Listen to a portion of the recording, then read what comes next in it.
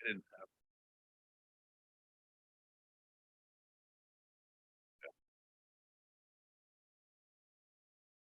Yeah. Well, yeah. I mean, I guess I was pretty certain to get the interview.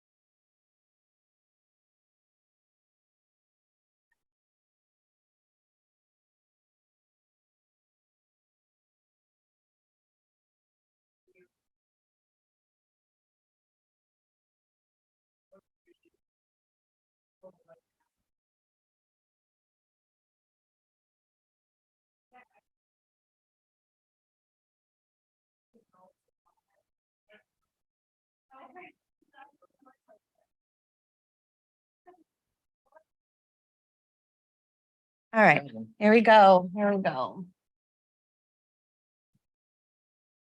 Ready, Julia? All right. Good afternoon, everyone, and thank you for attending our June 8th, 5 p.m. meeting.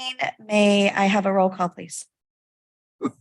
Councilmember Brooks, Here. Councilmember Clark, Here. Councilmember Peterson, Here. All right, so we're going to move into our closed session and return at 6 p.m. You know what? Before we do that, ladies and gentlemen, we will go ahead and take public comment before going into our closed session formally. Do we have any comments?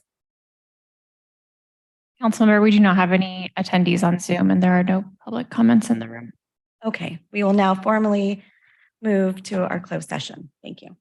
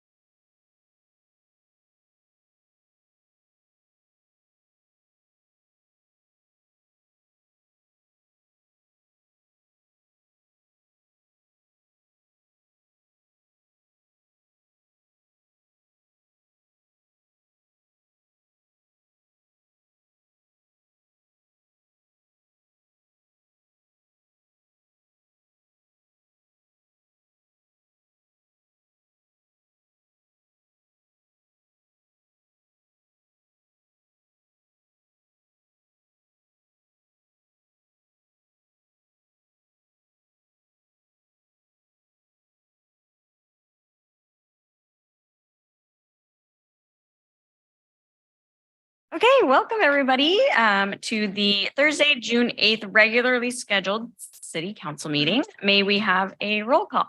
Councilmember Brooks. Here. Councilmember Clark. Here. Councilmember Peterson. Here. Vice Mayor Brown. Here. And Mayor Kaiser. Here, would you all join in the Pledge of Allegiance?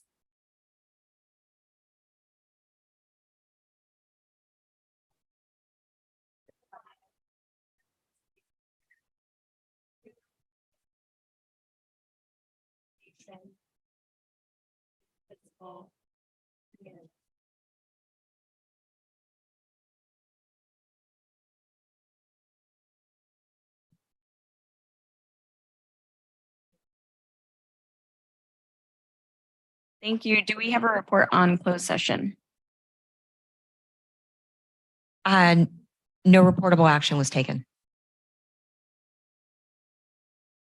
And any additions or deletions to the agenda? Staff has one change to today's agenda. Staff would propose switching the order of item 9B and 9C so that we go, we take the Jade Street Universal Accessible Playground Fundraising Partnership ahead of the design presentation. Okay, I'll try to remember that. That will take us to presentations. 4A is the new employee introductions, our deputy city clerk and our office coordinator. Good evening, Mayor and City Council members. I'll be presenting from here this evening. I'm really pleased to introduce you all again to our Deputy City Clerk, Austin Wesley, and our new office coordinator / customer service coordinator, Rosie Wyatt, who unfortunately wasn't able to join us this evening. Austin is a Northern California native. He's originally from Santa Rosa. He studied recreation and parks administration at Cal Poly and has lived in Santa Cruz for the past 3 years. He's a sports fan, a musician, an outdoor enthusiast. He enjoys hiking, biking, and exploring the Central Coast, along with many of our coworkers at City Hall. He's been excellent in his role as Deputy City Clerk for the past couple of months. He serves as the Planning Commission clerk, and so he's getting to know the community here and local government in a new way in his position, and we're really excited to have him on board. He makes a great addition to the city manager's department. In addition, we have Rosie Wyatt, who is now the new front-facing front desk person at City Hall. So for residents or council members who visit City Hall, please be sure to say hello to her the next time you're here. Rosie comes to us also as a Northern California native. She has a background in secretarial and customer service industry jobs. She did work for the school district, the Soquel School District, as well as Pajaro. She is an avid animal lover. She has rescue dogs, and she also raises chickens with homemade eggs, which is really fun. And she studied community studies at UCSC, so she's also relatively native to the area. So we're really thrilled to have them both on board. This brings the city manager department to fully staffed at City Hall, which is the first time this has happened since prior to COVID, I believe. So it's really wonderful to have full support for the residents and for city council and planning commission meetings. Sorry. Great. Thank you. And Austin, welcome. Excited to have you and Rosie as well, even though she's not here. Yeah, thanks for joining the team. Our next presentation is our proclamation honoring the Parks and Recreation Department. It will be in the month of July, but we are using the time during this meeting to honor our Parks and Rec. That being said, many of you probably know Parks and Rec are an integral part of the community. They enrich and add connections with nature and to one another. They create memorable experiences through sports and enrichment activities, teen centers and programs, senior activity centers, and adult fitness and enrichment programs, free community events, which is amazing, and many more things. Parks and Recreation fosters social cohesiveness in communities by celebrating diversity and supporting human development and lots of learning opportunities that foster social, intellectual, physical, and emotional growth in people of all ages and abilities. They strengthen community identity by providing facilities and services that reflect and celebrate community character, heritage, culture, history, aesthetics, and landscape. Parks and Rec supports safe, vibrant, attractive, progressive communities that make life better through positive alternatives offered in their recreational opportunities. Capitola Rec currently has about 51 employees and offers nearly 100 different classes and other programming, including camps, junior guard, which everybody knows about, classes, events, rentals, and many other sports. The California Park and Rec Society has released a statewide public awareness campaign, Park and Recreation Month in 2023, where quote unquote community grows, to inform citizens of the many benefits of utilizing parks, facilities, programs, and services. Therefore, I, Margot Kaiser, the mayor of Capitola, I do hereby proclaim July next month, 2023, as Parks and Recreation Month, where community grows. And I encourage all citizens of the city of Capitola to join me in this observance. And I want to welcome our Parks and Rec director up to take this lovely proclamation.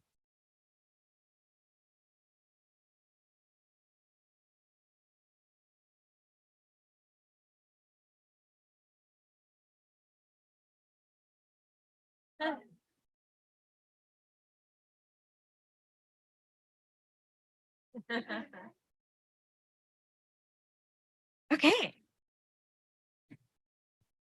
That was it for presentations today. So I will ask about our additional materials. So the city clerk's office did receive additional materials and distributed these materials in relation to tonight's agenda. The agenda packet online and at the back of the room, the hard copy, are both up to date. We received 80 emails in relation to item 8D for tonight's meeting. There are also additional materials distributed for item 9A and 2 emails distributed for item 9D. Wonderful, thank you. We will move on to item number 6, which is oral communications by members of the public. So this is anything for oral communications can be done about any consent items or anything that is not on tonight's agenda. You'll have 3 minutes to speak. And is there anybody in attendance that would like to speak?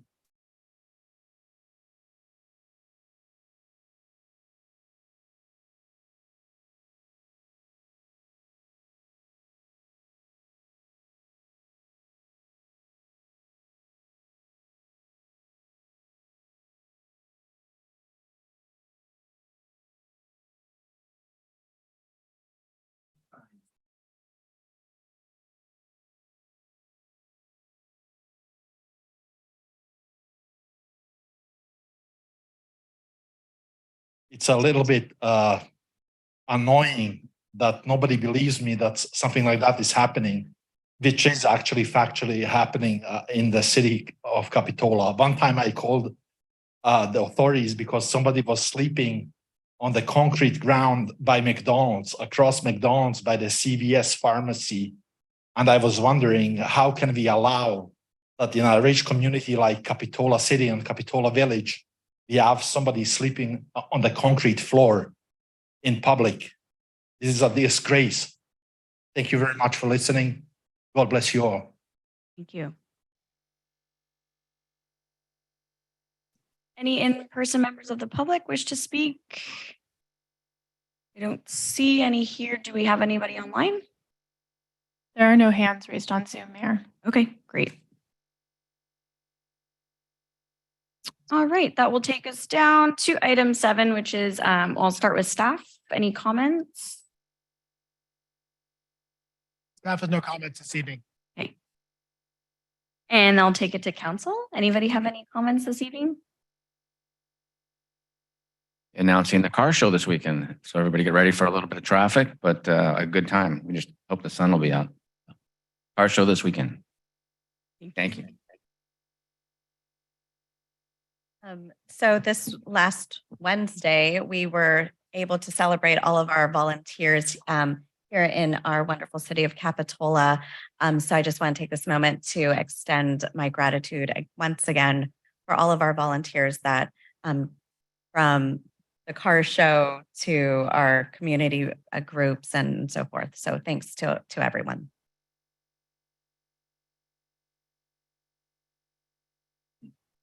Great, thank you guys. All right, we'll go down to item 8. These are consent items. I personally have to recuse myself from 8D. So the first motion can be voted on A, B, C, and E, and then we will do D separately. Does anybody wish to make a motion?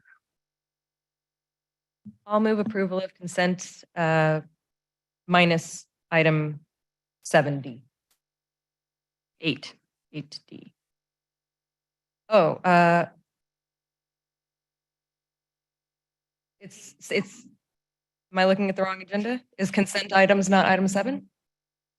So the agenda Oh. was updated. Oh, I'm When we looking at the wrong added- agenda. My apologies. Okay, well then item 8D, I'll move approval of consent minus item 8D. I'll second it. Councilmember Brooks, Aye. Councilmember Clark, Aye. Councilmember Peterson, Aye. Vice Mayor Brown, Aye. and Mayor Kaiser. Aye, thank you. We will take 8D separately, and I will be recused. I'll move approval of consent item 8D. Second?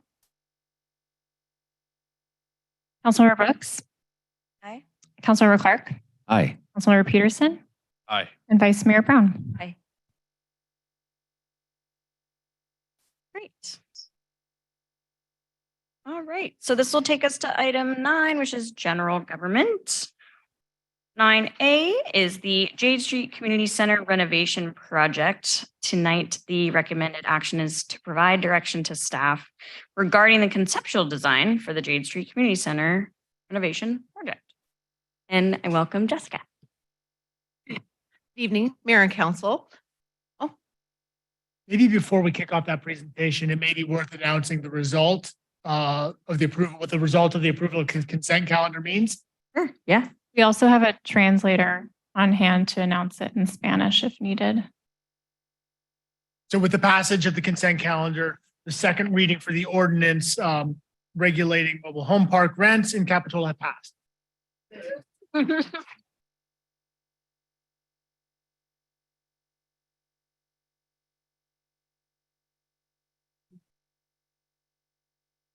Right, so what would need to be translated is Yes. the ordinance regulating rents in Capitola has passed. Ok. Los que no hablan en inglés, soy el oficial Jaime Ponciano con el Departamento de Capitola. Además, lo que quieren decir es que las ordenanzas de la renta que va a subir, según querían aumentar, ya no va a aumentar. Se van a quedar como, decidieron como 2 semanas. No van a subir y tienen preguntas o algo de eso, pueden venir, pueden contactarlos y más o menos dijeron que van a tratar de pasar las instrucciones en español en el futuro para que ustedes puedan leer. I kind of explained to them that instructions on the pamphlet that were supposed to be printed out are going to be printed out in the future for you guys to distribute to them at a later date and time. Sure. We'll be distributing a paper that explains it. And if they Yes. have specific questions, they should ask the attorney for the HOA. Yeah, they're pretty familiar with that from last Great. time, and they've been instructed on what pamphlet is going to be distributed. Great. Okay, thanks so Thank you. much. Thank you.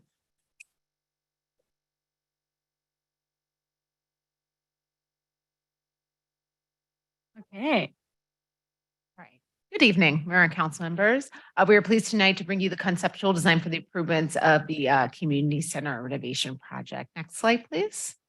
So just as a quick reminder, the community center is a 1980s era public facility operated and maintained by the city under a long-term use agreement with the Soquel Union Elementary School District. The agreement that we signed, the city came into in November, requires several infrastructure improvements to be completed within 4 years, including exterior siding and other infrastructure improvements. And then also the city intends on completing ancillary improvements to improve the interior of the building and optimize programmatic and structural elements of the building. Next slide, please. So to that effect, the city awarded a contract for the design to Boone Lowe Ratcliffe Architects in February 2023, with the scope of incorporating all of the long-term use agreement requirements and additionally exterior improvements and acoustic enhancements not required by this requirement to really optimize the use of the community center and bring it to a modern community space. So with that, I invite our architects to come up and present what they have provided for us this evening.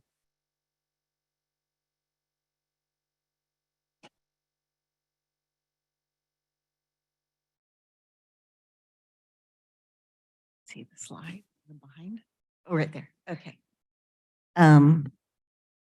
Hi, we are Boone Lowe Ratliff Architects, and I'm Jackie Lowe, Principal Architect, and this is Kate Ryan, Associate Architect. We are a local architecture firm practicing primarily in Santa Cruz County, and we are excited to help improve the community center. The building has been extensively used by the community since the 1980s, from Tai Chi classes, kids camps, junior lifeguard station to temporary emergency shelter in recent storms. The building is in much need of exterior repairs and upgrades to continue to function as a community asset. While renovating the exterior shell, there is ample opportunity to improve the energy performance by improving the exterior thermal envelope. We want to make this center renovation successful and a loved community space for the next 50 years. Some of the infrastructure improvements are the following. Exterior envelope. After 40 years of use, the exterior envelope is in need of significant repairs.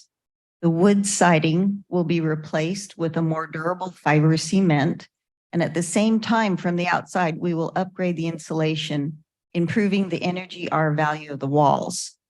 Current flat roof sections with the mechanical units sit will also be replaced with a new single-ply membrane roofing. Skylights will also be replaced. Exterior windows and doors will be replaced with thermally broken aluminum frames. All these exterior upgrades will give the opportunity to improve the environmental performance, leading to more building comfort and less energy use. Structural assessment and repairs.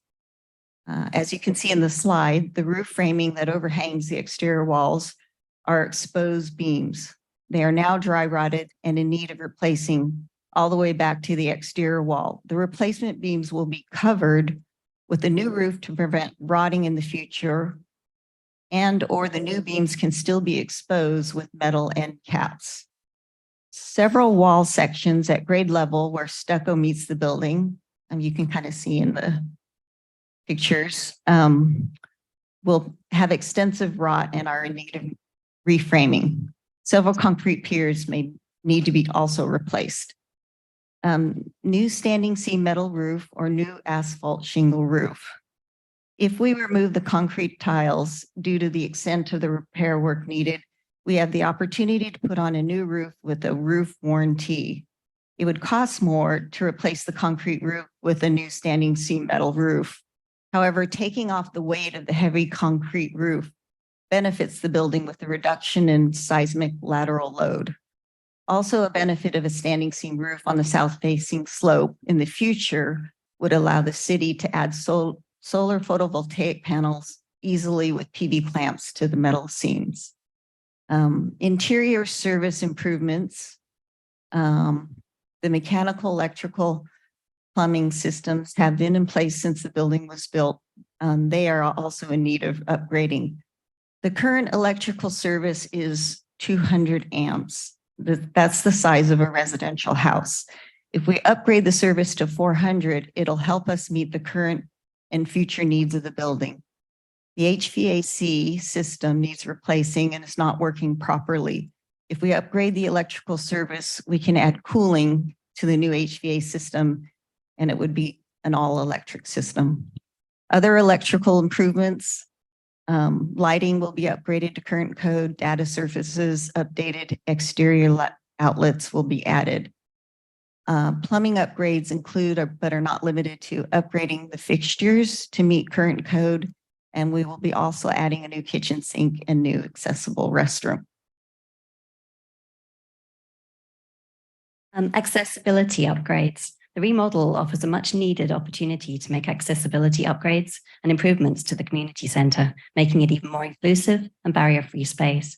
These would include accessible parking and path of travel upgrades, new ADA compliant signage, improvements to the entries and thresholds, providing accessible built-in furniture, including the reception desk, making the kitchen compliant with accessible work surfaces and a new sink, and providing an ADA compliant water fountain, bottle filling station, and upgrading the existing restrooms. We'd also be providing a new single all-gender accessible restroom. Interior improvements. There's a combination of wear and tear and changes in the day-to-day functioning of the centre means it's underperforming in several key areas, including the following. The original finishes and flooring are in rundown condition and will be replaced. Staff areas will be reconfigured and expanded to accommodate current and anticipated staffing needs. Technology upgrades, lighting, data, and storage requirements are needed. The currently non-functioning kitchen will be upgraded to commercial kitchen with functioning appliances, sinks, and accessible work surfaces. And the poor acoustics in the meeting rooms, which currently limit their use, will have new acoustic treatments and a demisable panel between meeting rooms B and C, which will significantly improve their function. Meeting room A is proposed to be a separate room with a permanent storage wall now.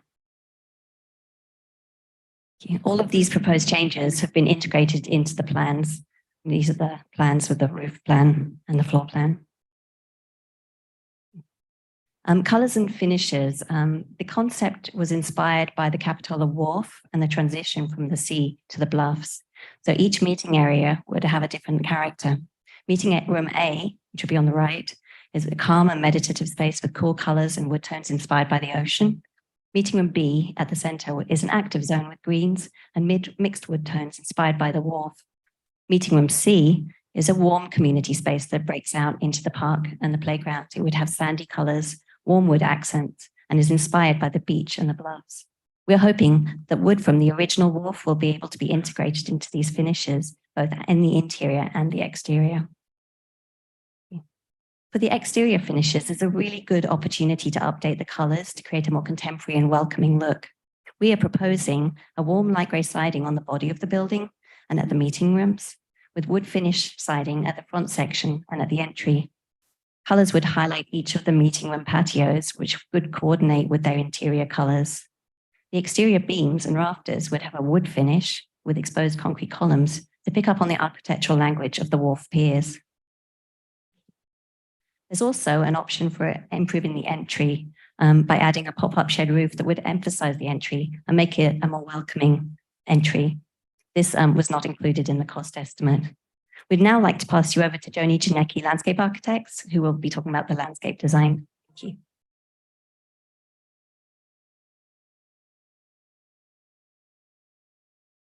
Hi, my name is Erica with Joni Janecki and Associates. We were tasked with improving the current conditions of the exterior spaces adjacent to the community center. This plan shows the overall site and its relationship to the Jade Street Park, which will be a topic covered later in this meeting. We are coordinating with these park improvements to achieve a seamless transition with the community center improvements. All the spaces we are looking at share the same concerns. They do not meet current accessibility code. Materials are outdated and deteriorating, and programmatic needs aren't being met to their fullest potential. The proposed concept plan addresses these concerns, drawing design inspiration from the local bluffs, beach, and wharf, which is reflected in the site forms and materials. This slide shows the entry area that would include a monument sign incorporating reclaimed wharf wood, decorative paving, upgraded and additional bike parking, new retaining walls lower than the existing to open up the entry experience, additional seating incorporating reclaimed wharf wood and boulders, and the removal of 4 liquid amber trees, currently a concern regarding underground root damage and causing tripping hazards with its seed pods. Next slide. The main patio will include enlarged area to accommodate larger gatherings, upgraded decorative paving, retaining wall with layering and conceptual fossils embedded within, large boulders incorporated at the corners, additional built-in seating opportunities, a stage with flexibility to orient either toward the patio or out toward the grass, depending on the size of the crowd and the occasion, and steps opening up access to the playground, again incorporating reclaimed wharf wood. Next slide. The training patio is heavily used for the junior lifeguards training program and will include upgraded decorative paving, and the back wall will be opened up with terraced seating of reclaimed wharf wood to accommodate a better opportunity for instruction. Next slide. The quiet patio will include an enlarged, upgraded decorative paving area to make it more accessible for small group use, preservation of the existing tree, and added planting to screen noise and view of the parking lot adjacent.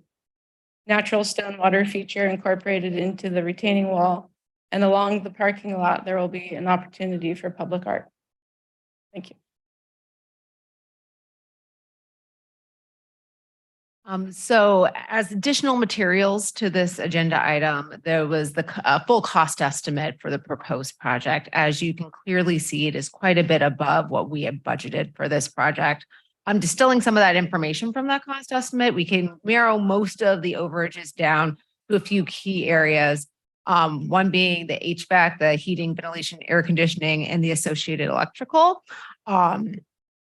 As stated, it does require an upgraded electrical service. That is something that really wasn't anticipated in the original scope of this project. And then the other large cost above budget were the exterior upgrades.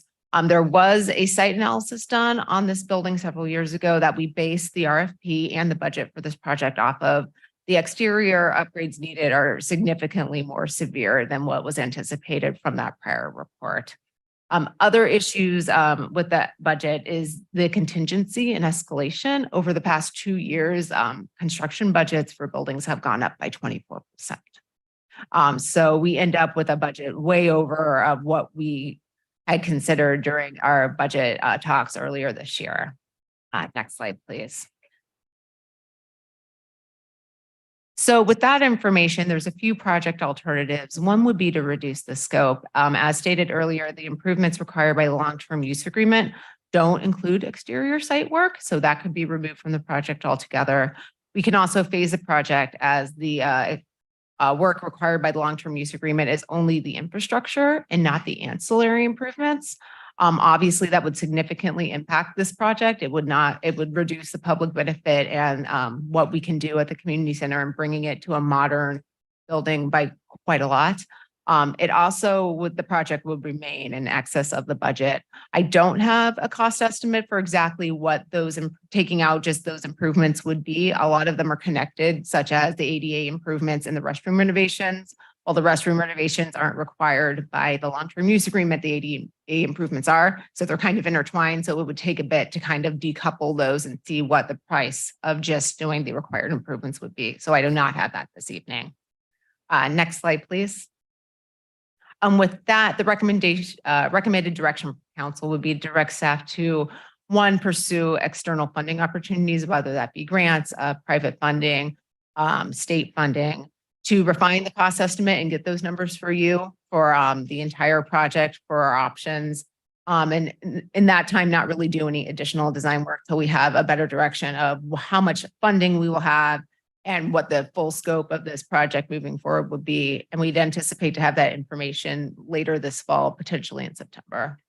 And with that, I am here and Nikki is also in the audience. Rec, this has really been a combined project with Rec, and they've provided a ton of useful input and access to the facility. And our consultants are also here for any questions. Great, thank you. Do we have any council questions? Obviously the designs are beautiful.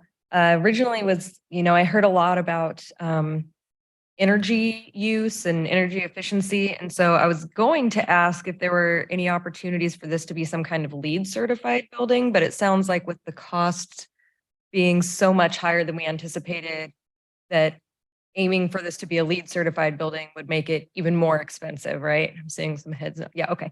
And then my only other question is, I noticed there's a water feature, and I'm wondering if there's any concerns about like mosquito vector control with a standing water feature. I know we had that concern when we were looking at Rispin Park. Is that something that's only a problem because of where Rispin Park is located, or is that an issue anywhere in the city to have like a standing water feature?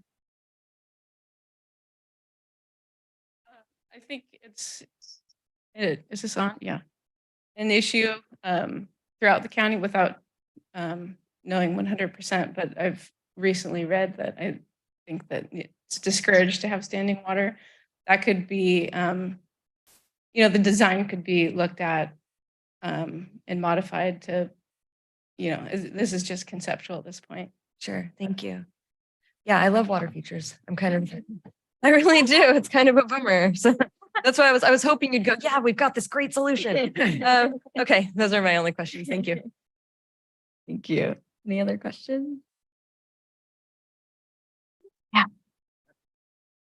Looking at the possibilities of doing these in sections, like when you had it broken up, if the longer we wait, the more the costs are going to go up. But if we were to start the project and do things in stages, and while we're doing that, we could look for external money from the public sector and maybe even possibly a bond if the staff could look into doing something like that. I do think that there's the possibility for external funding on this project. We've had some preliminary conversations with some of our state representatives, and there's a possibility there. Had preliminary conversations with potential donors. So I think that there's potential fruit there.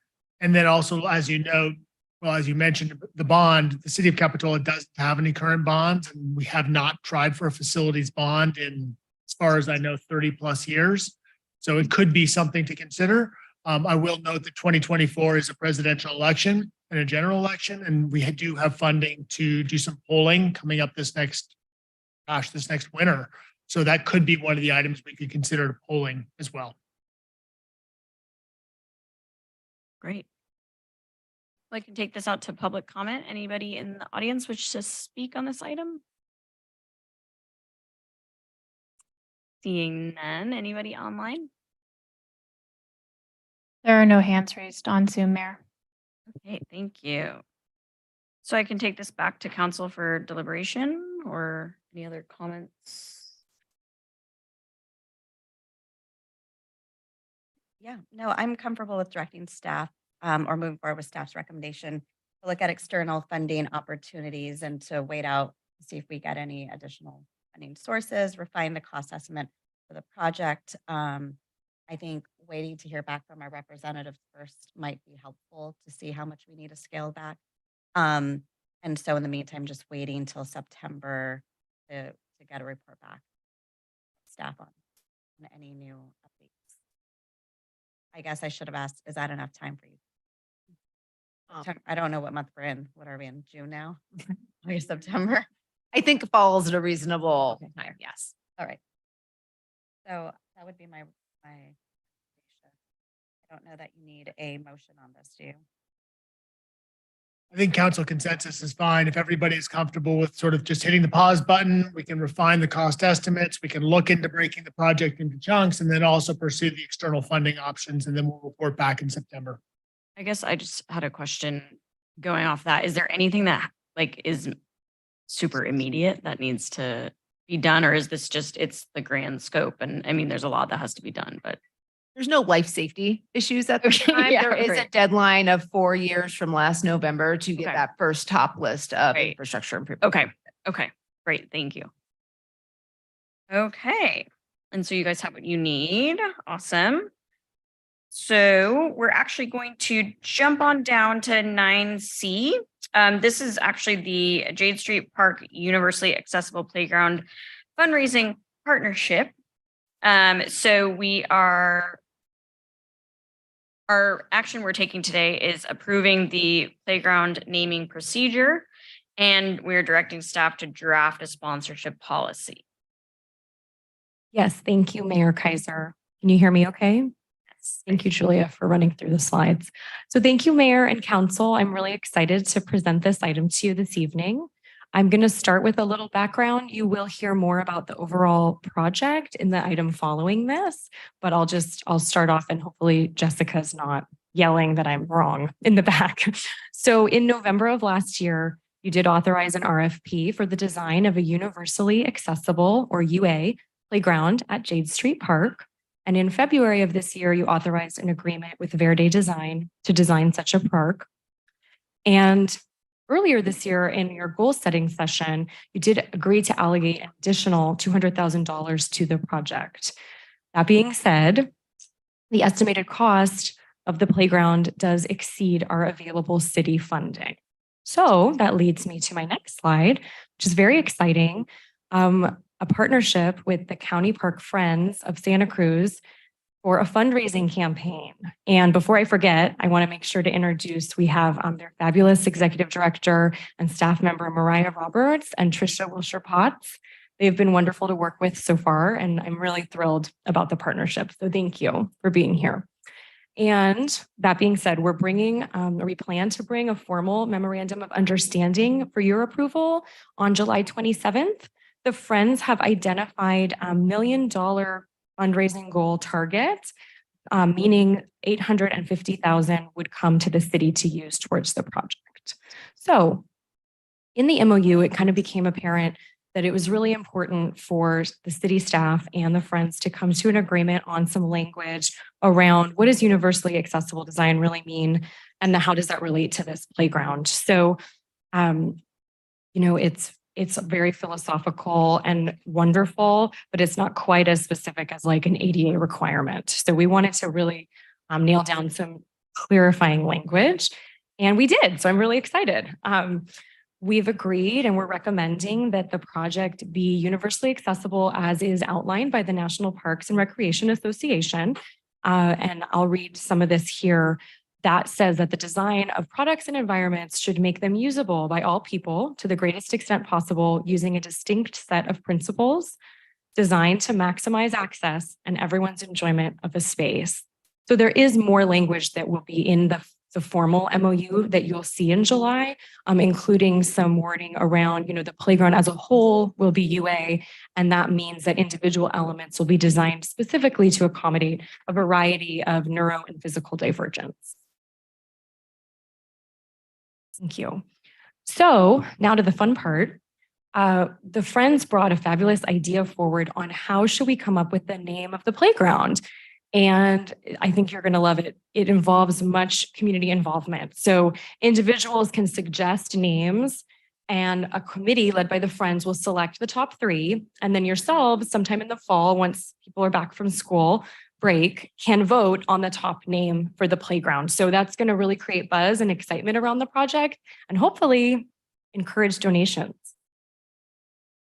And one more topic about an administrative policy that will also come to your approval in July on playground sponsorship. So we have a few recommendations that the friends and myself have come to, and I'm interested in your feedback. So public recognition can be put on a donor wall or some kind of artistic feature within the playground. Names of benefactors donating $1,000 or more. Other park components could be made available for sponsorship. We're trying to give the friends as much flexibility to do what they do best and raise money for this fabulous program and project.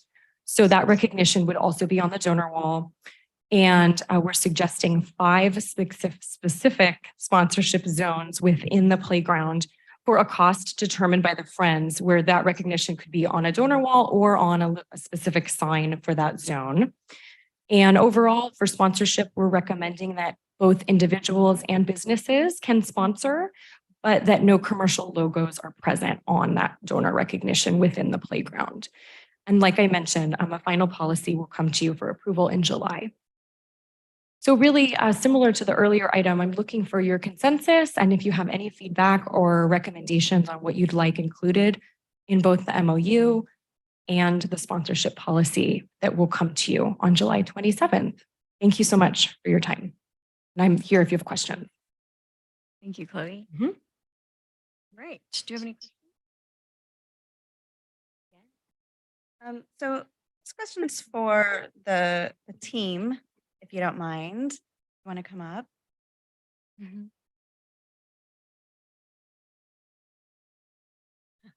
So we talked about universal design and defining that a little bit, but can you give us a better idea of how it goes beyond ADA requirements on how this type of project essentially supports multi-generations?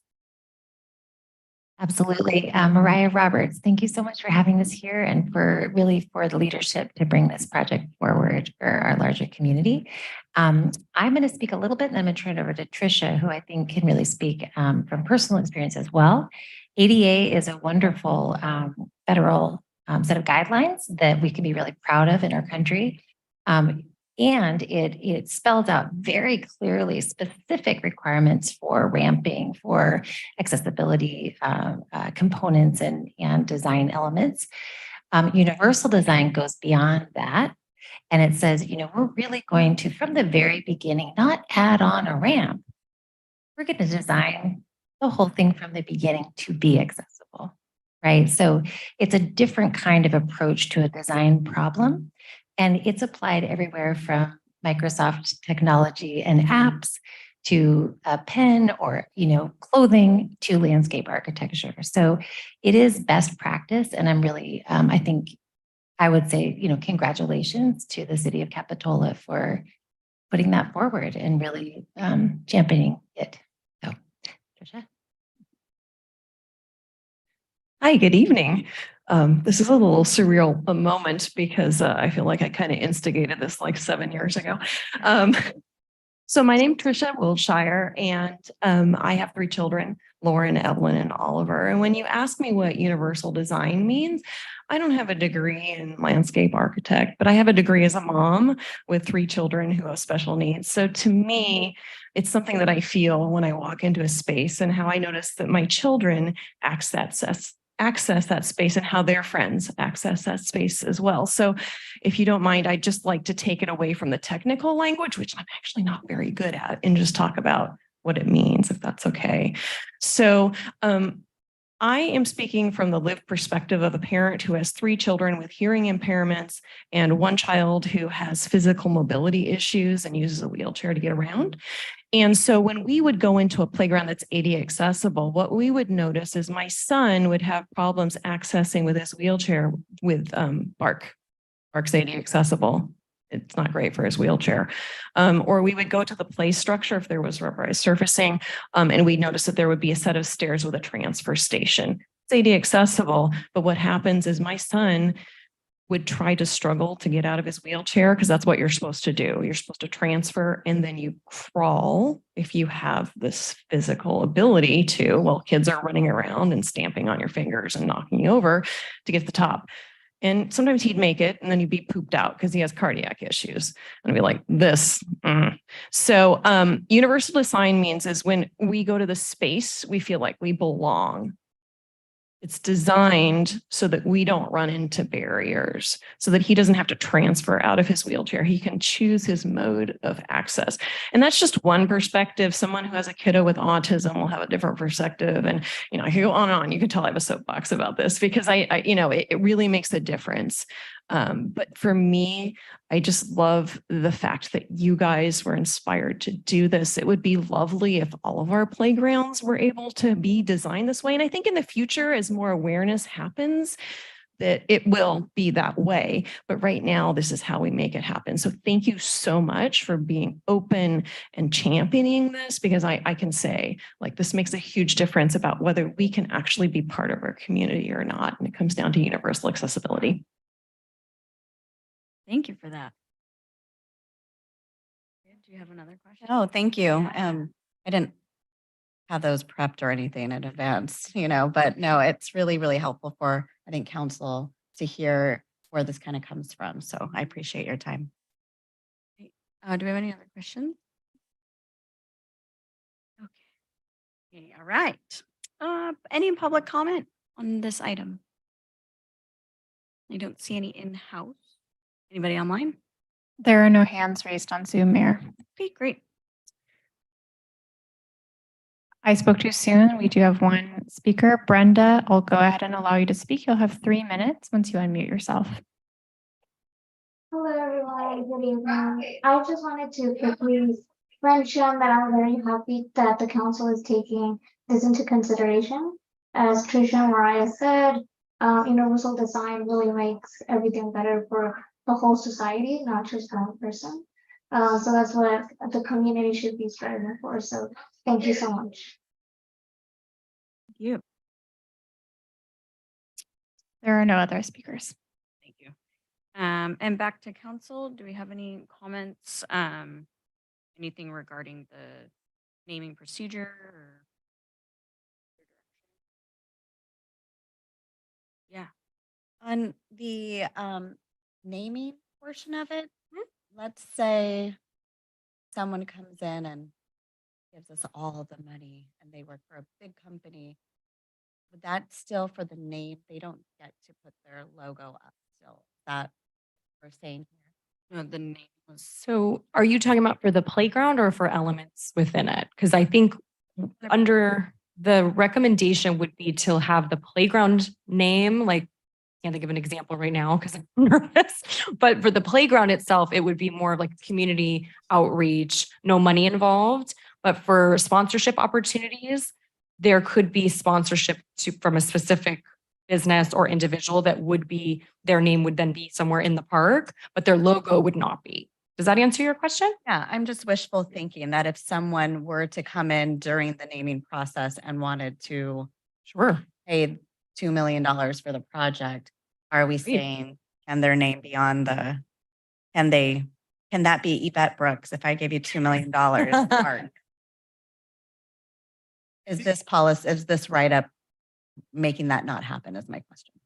With this write-up, the way we're proposing it, and this is totally within council's discretion to change, is that commercial logos wouldn't be used on any of the signage. So for example, I walked into the new Branson 40 library the other day, and one of the rooms is sponsored by a local supermarket. And it's the supermarket's name next to the teen room. And right next to it in big shape was their logo, very distinctive, unique logo. And I was surprised by that. That was a decision we actually made at the Capitola branch, that we could have corporate sponsors in the Capitola branch library, but they weren't going to get their logo. So the city of Santa Cruz made the decision in the Branson 40 library that that was okay. Capitola made a different decision in the Capitola branch library.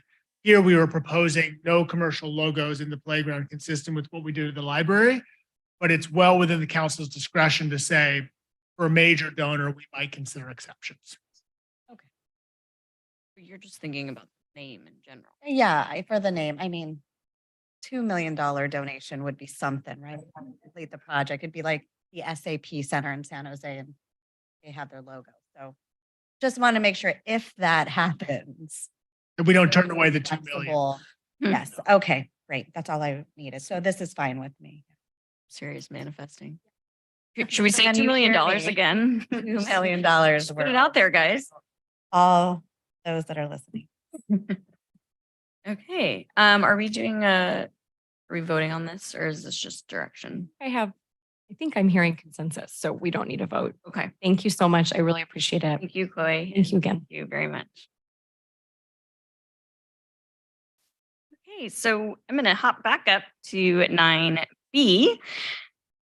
Jade Street Park Universally Accessible Playground Project Conceptual Design Alternatives. Tonight, we are to direct staff to work with Verde Design and prepare a final concept plan for consideration by the council on July 27th for the Jade Street Park Universally Accessible Playground Project that meets projected available funding and includes opportunities to enhance the design should additional funding become available. Thank you. Good evening again, Mayor and Council. Since we just had our last on the same topic, I'll keep my introduction very brief. As we all know, the Jade Street Park is a public park owned and operated by the city under the same long-term use agreement as the community center with the SoCal Union Elementary School District. The proposed project will replace a project that was installed in 1999 and 2007. In February, the city entered a contract with Verde Design for the conceptual design of the project, which was inclusive of community outreach, alternative analysis, and final conceptual design. I want to take a moment to thank the entire rec department for their input and assistance, particularly Casey, who was at all of our public outreach and really helped engage the community for input in this project. With that, I will turn it to Todd Young from Verde Design to present the project. Thank you for having me. I'm Todd Young with Verde Design. We've gone through a nice process with the city, working collaboratively to identify what elements we could bring forward in this presentation. We went through and I want to point out where we are in the project. We have a couple of other all accessible universal access playgrounds that are in the community and that Matt shows you where they are and in proximity to our site.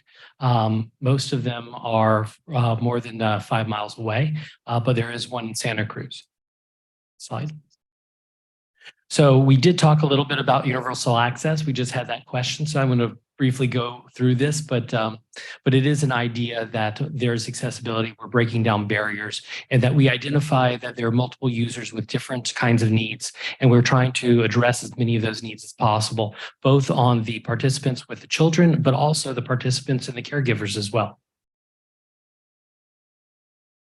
So we did an analysis. We wanted to make sure that we fit the site. We respected the neighbors' privacies and their concerns, that we provided good access and visibility to the play space.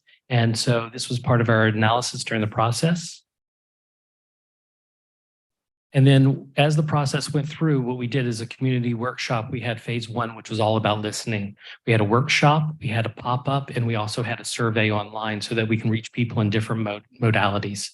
We did the same thing after we listened, we came up with some concepts with an option A and an option B, and we got the feedback from the community on that in the same process with surveys, pop-up, and community meeting.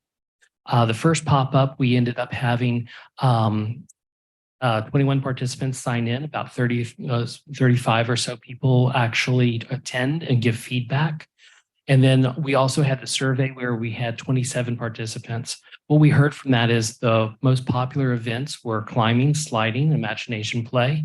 Also things that were important to the community that weren't centered specifically around play were the sensory garden and also good available seating with lots of different types of opportunities. You can see at the bottom here, other conversations came up, mural walls, pathways, native ponds, dogs and trails, etc. So this is just an example of one of the pop-ups we did. We had boards and people were using dots to identify what they felt strongly about. We also had a lot of comment note taking, and then we took all that back in to do analysis to provide those next step of concepts. The next thing we did was a survey. This is just an example. We broke down each of the different play elements, and then we had people give us feedback on what they thought was the best priority. In this situation, the universal swing was number 1, the inclusive whirl was number 2, and another type of swing was number 3. So in the second community meeting, we had a total of about 36 participants at the pop-up. We had 12 people sign in. And on the survey, we had about 43 participants. The main topics centered around seating, picnic, access, pollinator path, and the sensory garden. Those were the things that we wanted to bring forward in the final design based on that community input. And the other thing in that survey was, what would the theme be? And so the theme came out resoundingly as marine and shoreline was a popular theme. So here we are. This is our reach concept. So where we have here is a main entry point. We have a main street that you can walk through. And on the right-hand side is our 2 to 5 area, which is separated from the older kids, which is the 5 to 12 on the left-hand side. We have the primary entrance near the parking lot, and then we have the secondary entrance closer to the ball field.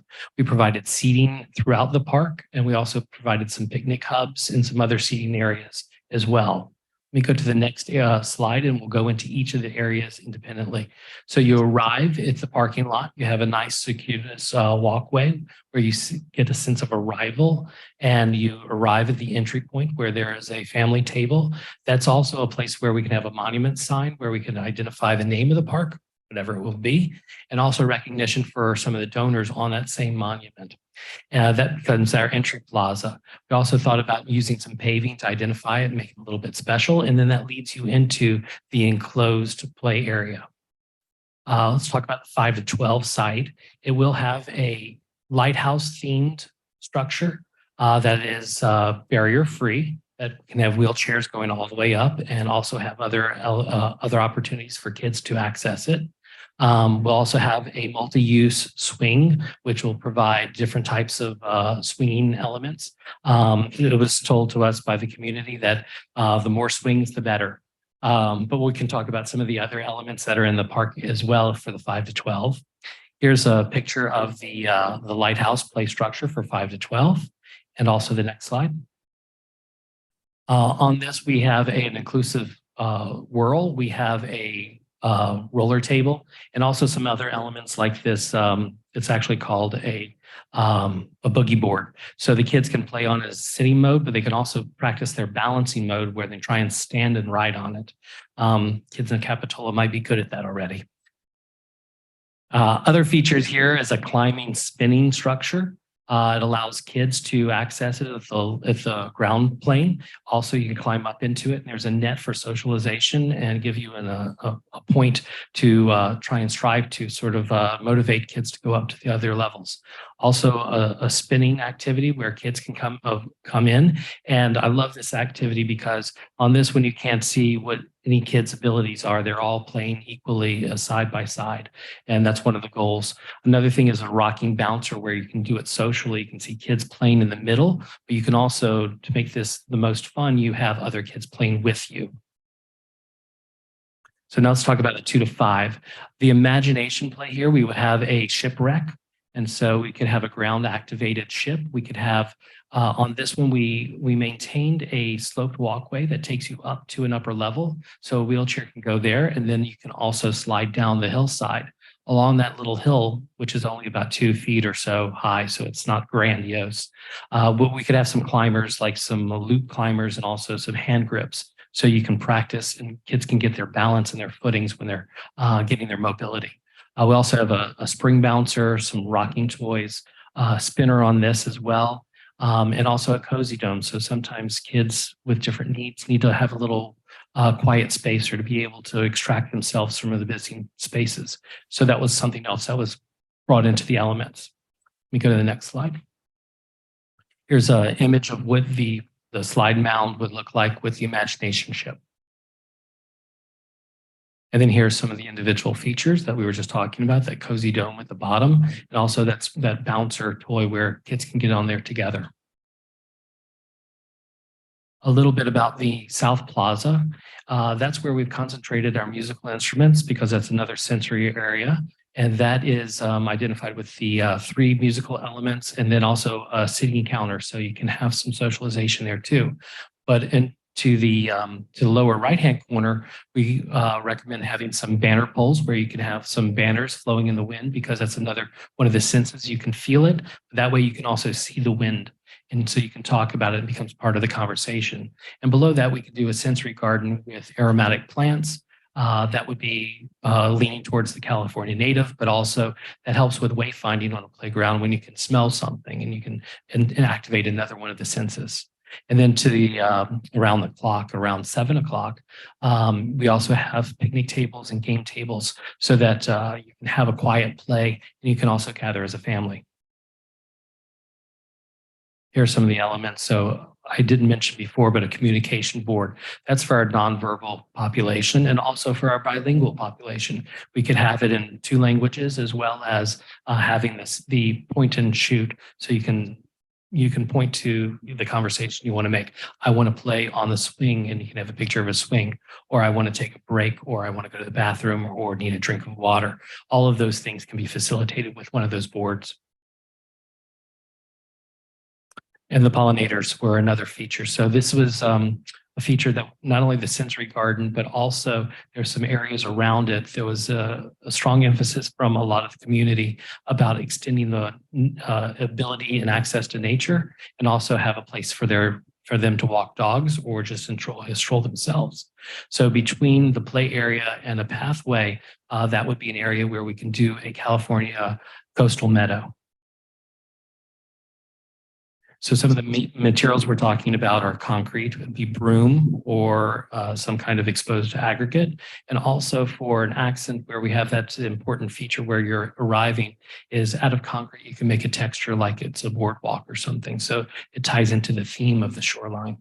And then the preferred material for the play areas itself would be the resilient rubber.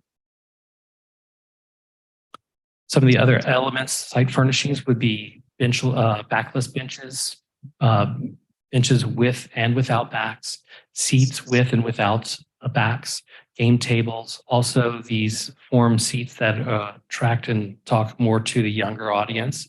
And then also seat pads could be either made out of stone or precast concrete. And here's the image again of the finished out project.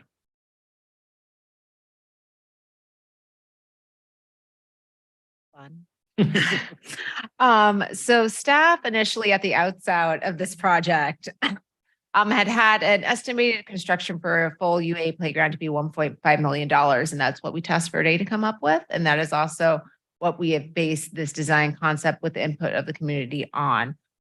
Based on the previous item, the discussion with County Park Friends and the fundraising efforts, we estimate the fundraising effort to come to about $850,000. So based on that and the former allocations that the city has put in, the total allocation for this budget for this project is about $1.3 million. Considering construction of 1.5 design costs and then soft costs of construction of playground, total project cost is about $2 million, so a shortfall of about $800,000 based on this current design. So that leads to the recommendation, next slide, please, of directing staff to prepare a final concept to bring back at the end of July that meets our available funding, but also includes opportunity to enhance design. So if we were to fundraise more, find more money for this project, we could reach the project that we presented to you this evening. A reduced project, we've done, excuse me, some preliminary work on what that would look like. It would be a reduced square footage, a reduced number of elements, still a fully accessible park, still a very nice improvement to what we currently have out at Jade Street Park, which is not as robust as what we had based on what we had assumed our budget was for this project prior to really getting into what a fundraising effort would look like. And with that, both our design team and myself are here to answer any questions. Question?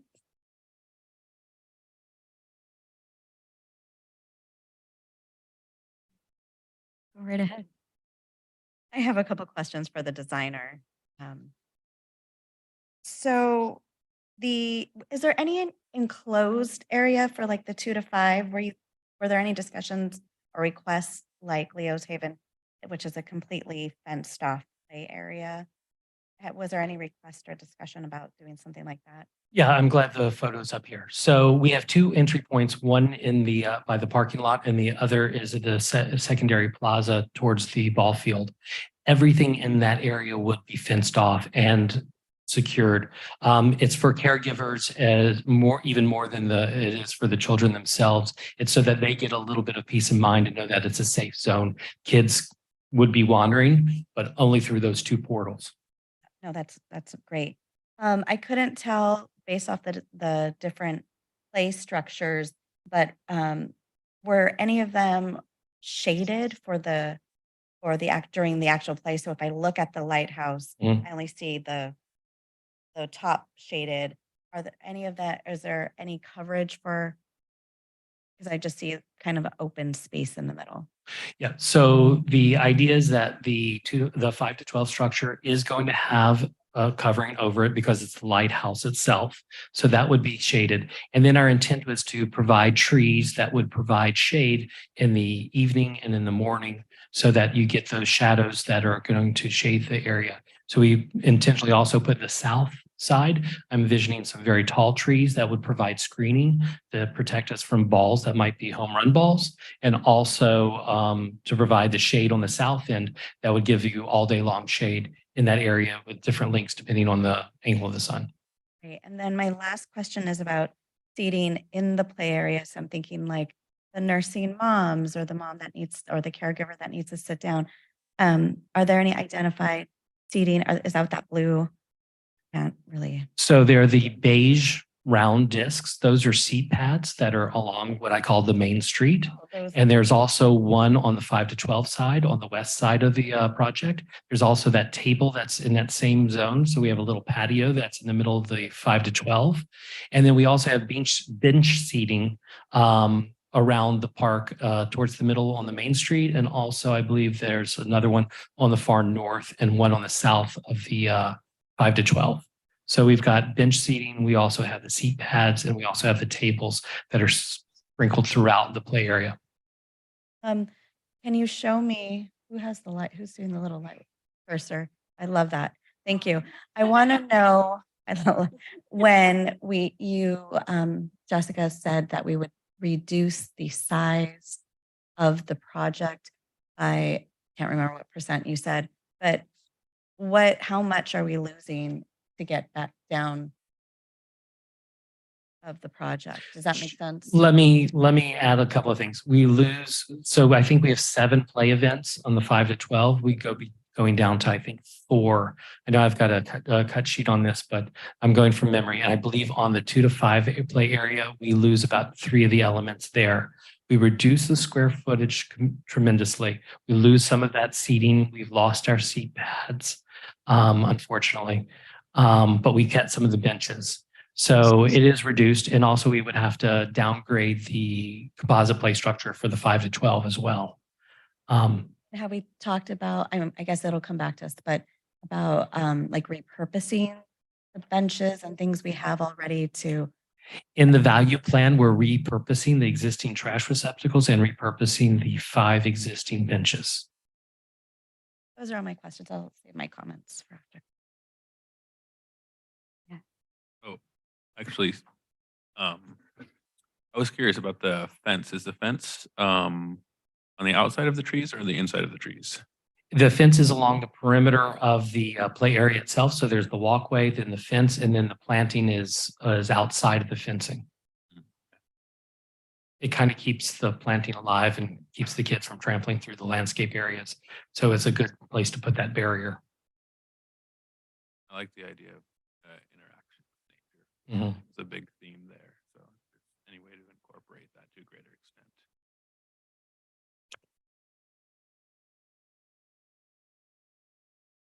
Okay, thank you so much. Do you have any public comment this evening? See any?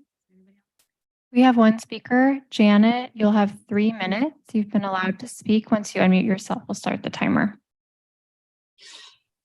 Thank you. My name is Janet, and I'm in a wheelchair, specifically an electric wheelchair. And when my kids were young, we went to Coffee Lane Park, and the rubber around some structures was very important to be able for me to reach my child, so I would make sure he was safe. So I don't know what these things you have rubber are, what the weight is. And also all the pictures had chips around them, but I understand you're going to use the rubberized surface around it. Is that correct?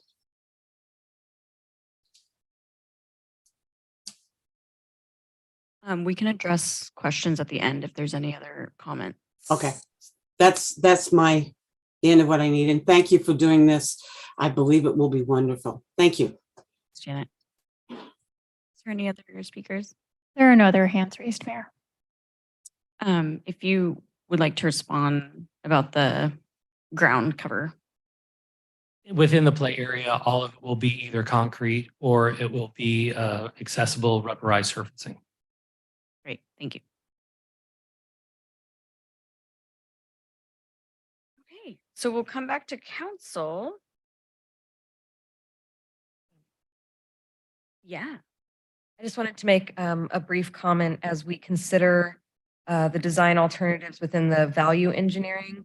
If there's any possibility of maintaining that communication board, I feel like that's a really important aspect outside of the actual play areas to provide an opportunity for those enjoying the park to communicate in ways outside of beyond just the play, to be able to also communicate effectively, I think would be really important. So if there's any way to maintain that as we value engineer the project, that would be awesome. Comments? I'd like to make a comment that Jade Street Park is an area that's used by way more people than just our Capitola community. Hopefully we look outside of the city for funding. And I think we should go for the initial project design as the way it is and only scale back after we fall short on any fundraising or whatever we do. I think that'd be a good way to go. Madam, there's one point that I don't know that was made clear. So the recommendation to prepare a design that meets the available funding, well, all of us love this beautiful design. One of the challenges, and I would love to hear from our friends if they have any thoughts on this, is that you don't want to show a design to funders and say, this is what we can build, this is what you can fund. And then ultimately you reach your funding target and you don't get that product. So that's the delicate balance. I think at the end of the day, we're all very hopeful that we can get this design funded and that our funding strategy is going to be so successful that we can. But there's a little bit of a balancing act on not putting the folks asking for the money in a position of over-promising and under-delivering. I don't know if that was really came through very clear, but that was the purpose for trying to get the base design out there. And I don't think we want to call it the value design. It's a wonderful design, but that is the intent there, is to make sure that they can show something that doesn't under-promise kind of what ultimately can be. I don't know if that helps. No, doesn't. It's not what any of us want to hear, nor want to accept. But I think my comments are that what we know is that we have a dedicated budget. We have a goal in mind of fundraising $1 million. This incredible MOU will get that going, and that this strong team of community will come together and meeting those goals and hopefully exceeding those goals, so that we get everything. I would lean on county parks and the experts to help us decide how to prioritize based off of the feedback from the community in what should be there or not. I know that I saw a wonderful email with lots of incredible feedback that was sent to your company, sir, and I'm behind that. And I think, again, I'm not the expert in what's the best. I have an 8-year-old and I take her to Leo's Haven all the time and she loves it. So, but it's not that big. It's actually not as big as ours. So we're really lucky and in a good place to begin, I think. I completely agree with Councilmember Brown on that, the board, I don't know if you know this, we have a contract with the County Office of Education, and we hire adults with disabilities, and we have runners, and we have adults who volunteer or work for us here in the city, and they communicate as well. So the fencing's amazing. I wouldn't want to see that lost in the project design or that communication board. Should something happen, they could ask for help if need be. So I'm totally behind that. And overall, this has been something that I've wanted to see Capitola embrace. So I'm really grateful for our council members standing behind this project. And again, for the donors listening in, the $2 million just would solve all of our problems. So if you're listening and feel compelled to donate, please do so. Thank you for your time today.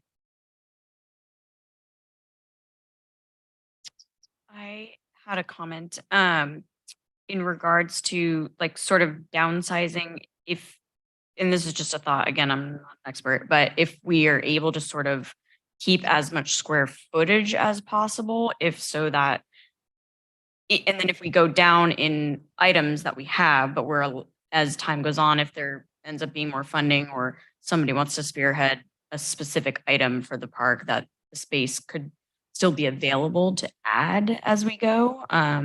You know, maybe we would identify those top 4 for the 5 to 12 and then the top 4 for the younger kids and then start with that, but maintain sort of that larger space that we're working with, because like Yvette said, we are super lucky and I wouldn't want to see us diminish what we could eventually move on with, is what I'm getting at. That was my thought. And yeah, communication board all the way. Yes. Maybe this isn't the right time, but I was wondering if I could ask a question to our friends. Just about the $1 million goal. Is it completely unrealistic to make that a little bit higher to try to reach these needs? Two, we do 2 million. We all want it. We all want to say yes. I Pretty know. round number.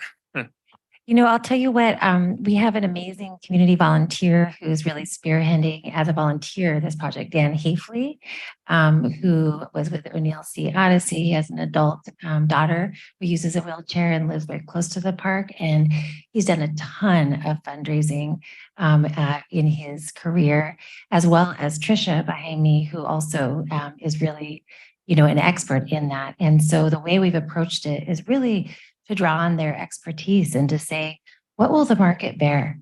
You know the community, you're fundraising all the time. What should we be looking at so that we can really be successful and know that we can be successful? And $1 million is what they are recommending. And so that's how we came to that number. I will say that, of course, you know, there could be that $2 million donor right now watching us as we speak, who's just going to make it so, and then we'll come back and say yes.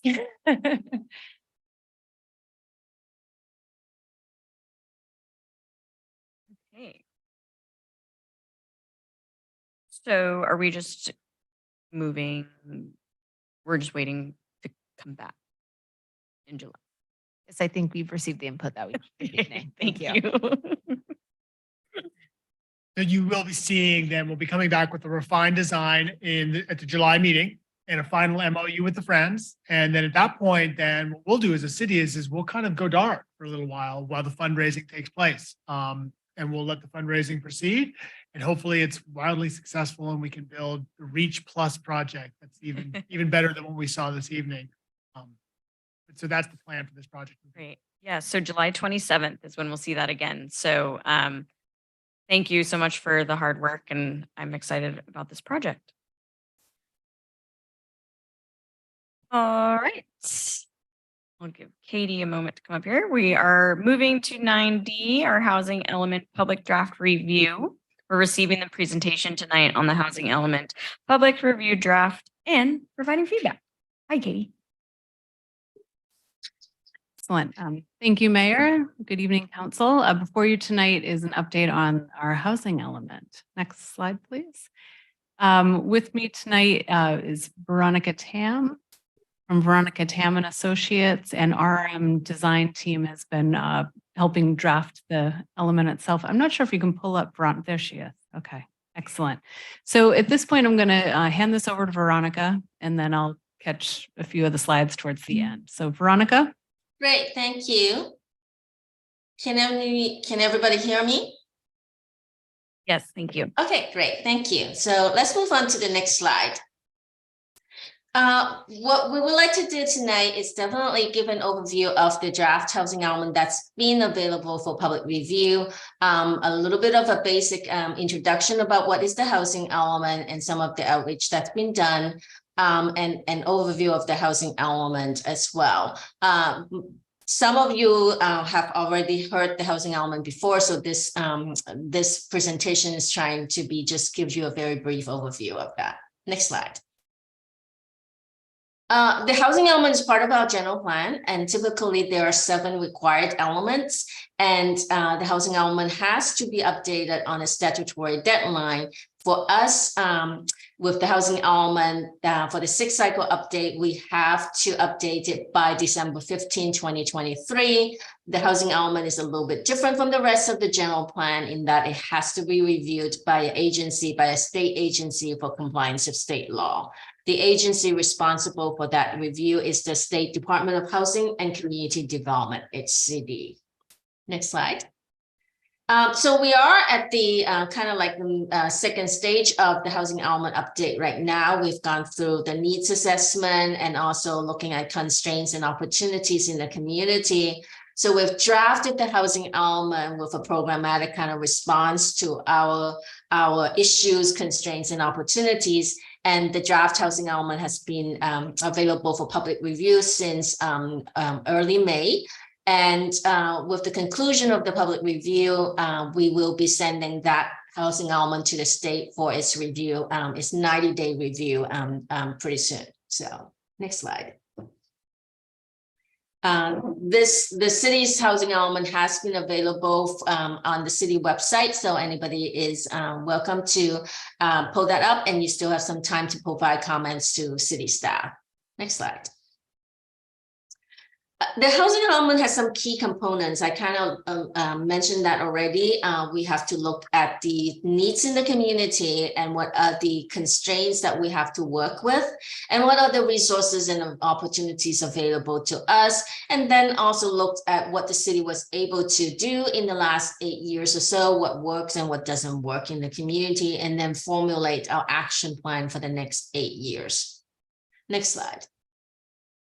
So with the housing element, the kind of the centerpiece of the housing element is the policies and programs in response to our needs and constraints.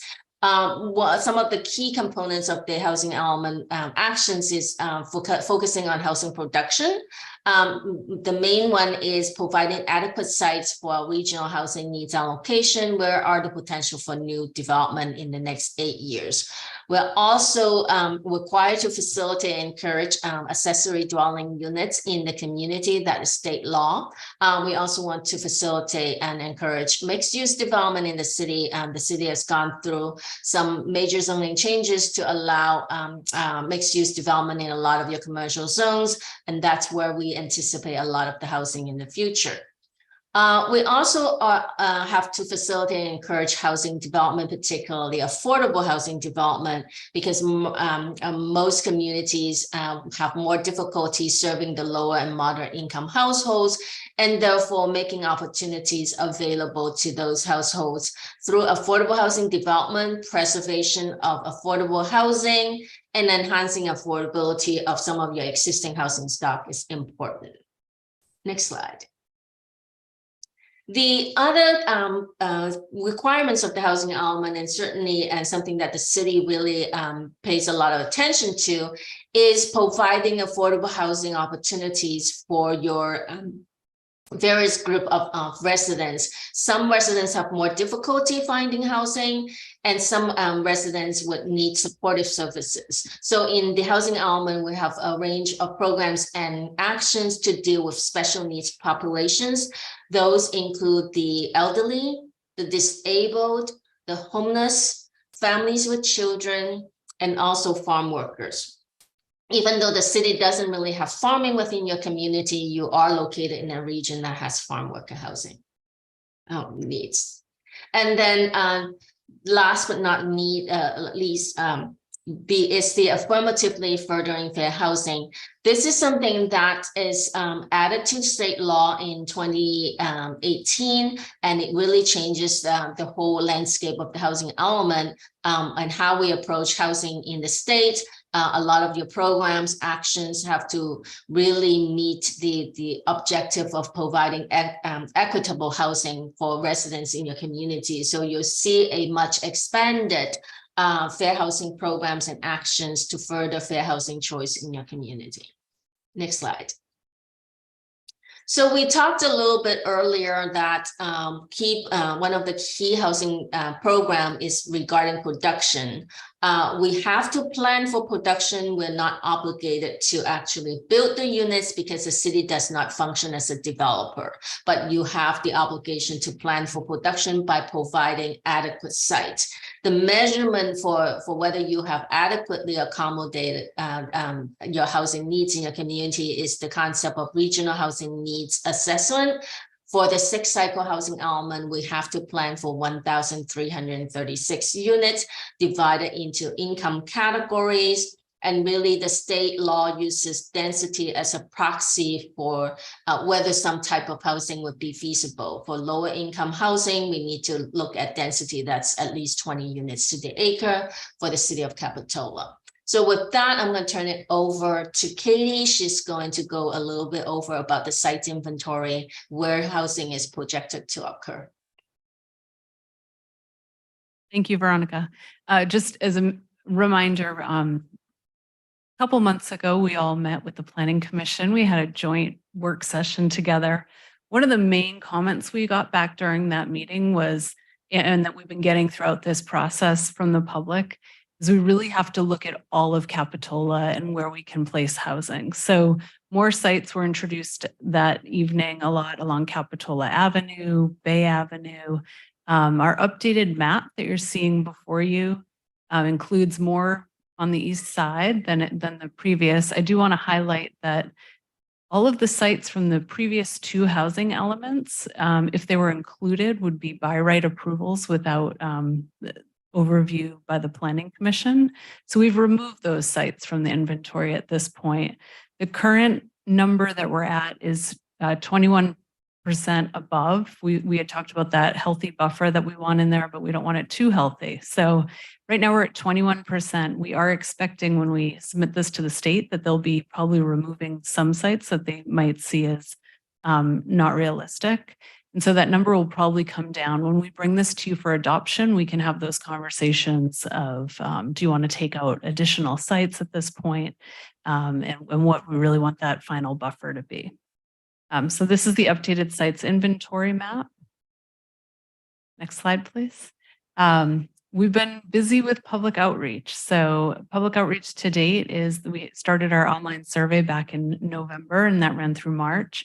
We had stakeholder interview meetings with 8 different stakeholder groups in November, 2 community workshops. The last one was May 16th. So while this was published, we had a virtual community workshop, Planning Commission study session, City Council study session, and then the joint study session that we discussed. The public review draft of the housing element, the Planning Commission reviewed this last week, and we're having our our meeting tonight, and then we'll also get additional public outreach during the adoption hearings this fall. Next slide, please. So key takeaways from our community workshop is to attach affordability requirements to future upzoning. There was skepticism about the state park location. That site may be taken out at the state level. Concern over the high percentage of low income and affordable units assigned to the mall. It's my understanding the mall would like even more units. So I think having that number in there right now is healthy. And then if they want more units, those would be market rate. More commitment to programs throughout the housing element using stronger language such as the city will, and then state what they'll do and by what date certain. Also protecting our existing affordable housing stock. You received letters today from COPA and YIMBY, and that was another just topic that was brought up through both of those letters of not only do we need to create housing stock, but we've got some outdated housing stock that really needs more funding associated with it and to preserve it. Concern over constraints for ADUs and streamlining that process, which we put a lot of work into over the past year. Balance of citywide sites, as I mentioned, and then questions regarding rent control. Next slide, please. At the Planning Commission, I know it's a very long document and they gave us great feedback. Your planning commissioners are very dedicated. And some of the comments were to add more information on comparable cities, add workforce housing into the goals, add information on the newer programs that are happening. So the Metro grant that recently was awarded, the Bus on Shoulder project on Highway 1, Pure Water SoCal, also the rent control, which passed this evening, emphasize the realistic sites included in our commitment to the mall. Also, at the very beginning of the document, there's the executive summary. Planning Commission stressed the importance of a really strong executive summary. So when the HCD reads this in the first 5 pages, they'll have a really good understanding of how much effort was put into this document and our commitment to affordable housing. Also, an idea of within the transportation piece of a connection from the rail trail to have the rail trail to have some type of spur up and down 41st Avenue that would connect, improving transportation near housing, thinking about height and decreased parking, and again, emphasizing the mall, and then also rethinking our fees, the fees that are associated with a single family home to produce before you even break ground are extremely high. And there was some discussion there that in the future, we should put that in the element. So in the future, we look at how our fees are broken up. Next slide, please. So next steps. Tomorrow is the last day for the public review draft. Of course, we'll take more comments, but the comments that we receive as of tomorrow, we'll be working on with Veronica and her team to incorporate ideas into the element. And then we will not be coming back to Planning Commission and City Council. At that point, we're going to take this document, submit it to the state, and they begin their 90-day review period. We hope to get comments in the middle of this period. So we'll start getting some feedback from them that we can continue working on. As you know, we have a really strict deadline of December 15th to get this done by. So our public hearings will be this fall, and December 15th, we've got to submit to the state. So with that, I'd like to thank you. It's a very long document. If you have any questions as you've gone through this or anything that comes up, you're always welcome to reach out. I want to thank Veronica and her team. They've been amazing putting this very complex document together, and our Planning Commission and the public. So with that, I'm available for any questions. Thank you. Thank you, Katie. We have some questions. Katie, just for the public, can you tell us just a quick synopsis of the percentage of where you moved or the growth, where we were last time and how many more you've added and what you landed on at the end? So we said 1,336 with a 20%. How many of those originally did you move from one side of town to the other? And I was just looking at that map compared to what we had before. I'm just curious overall if you can give me. Yeah, I've never calculated that specifically, but I would say we moved or added on the east side somewhere between 15 to 20 additional sites on the east side. And the other thing to remember is our ADUs. We've had 14 applications since November of last year that are in the building permit process right now. The majority of our ADUs will happen in the R1 zones, which are concentrated on the east side. The state will only allow us to project that number at 50. I think we're already at 14 since November of last year. So I think that's gonna kind of take off, and the majority of the ADUs will be on the east side, as well as we've just got our first SB9 application in Depot Hill. So, yeah, so I think we will see more happening in our single family neighborhoods as well. Thank you. Okay, and then my last question is about Park Avenue. I know we identified some spots on Park Avenue. I'm seeing so bad with maps. I don't see them. Yes. So you'll see Park Avenue with a very large spot with an X through it. That is 600 Park Avenue. It was in the past 2 cycles. And if it were kept in this housing element, one, we've reached out to the owner and there hasn't been that much interest. So if the state were to do that, they might take the site out based on that alone. But also it wouldn't go through the regular review of planning commission since it's been in 2 cycles already.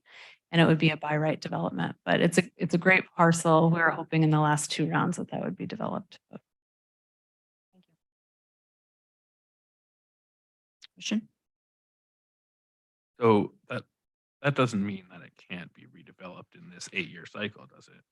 No, it can definitely be redeveloped. They could definitely pursue a density bonus application to, to do something similar to other projects we've seen in town, but it's just not one of the identified sites within our housing element. It's actually in our affordable housing overlay, so there's an incentive there.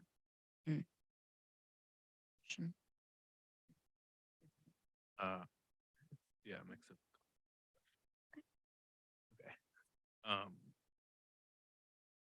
So last time I checked, this is a small detail, but I didn't see a table of contents in the housing element. And I think that would be a great complicated document. In regards to the mall, has there been any updates with the developer, specifically Merlone Geyer, and will that be needed some sort of statement by the property owners in order to get that accepted by HCD? So no new information on the mall at this point. However, because we have the previous conceptual review project for I'm forgetting the number, over 600 units at the mall, 620. Yeah. So that shows their intent to redevelop there. So that will be acceptable to the state. And I'm sure if I asked them, they would be willing to draft a letter because they are very interested in redeveloping. You're not this worried town. about the state denying that the amount of units we're placing there? No, I think the mall has been clear that they would like even more units. Okay. I saw a comment, public comment about a rent registry. So I think if we can include the intention to look into that, I know it's maybe cost prohibitive for the city of Capitola, but if there are other regional efforts to join in on that, I think that would be really useful to get a more accurate data about pricing and the market in Capitola. I would request that we have an annual housing element progress report to the Planning Commission and the City Council each year to make sure that we're on track to actually meeting some of these numbers. And oh, it almost sounded like my mic got louder. Oh. Yeah, I don't know. Maybe I went closer. Yeah. And then I would support assessing development standards for parking requirements, height limits, and FAR ratios of multifamily and the incentivized zone in Capitola outside of the housing element. But I'm not sure if that language should be included or not. But either way, I'd like to pursue that. Thank you. Any other questions from council? Have a comment? Okay, let's go out to the public on this. No comment. Oh, come on up. Yeah. Good evening, City Council members. My name is Albert Lustre with the Carpenters Local 405.